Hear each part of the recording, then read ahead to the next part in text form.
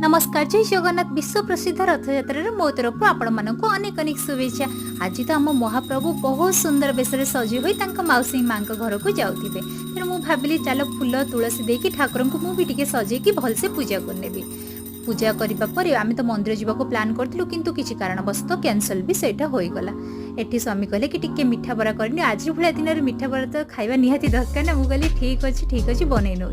बहुत दिन है एमती से भी कहते किंतु मुझे हेल्की रही जाऊँगी फाइनाली आज बनइली आमती फास्ट टाइम भी मुझे बनाऊँगी मिठा बरा आम बनीगला टेस्टी टेस्टी मिठा बरा को आम खाई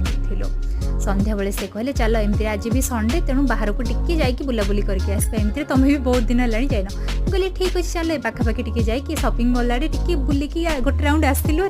मम्मी को मुझे कही कि आम गाँव रथयात्रा टाइम रे ठाकुर पहंडी है बेले मत टिके देखदेव से वीडियो कॉल मम्मी ये देखा एमती होगी आम फेरी संध्या बेले रही जय जगन्नाथ।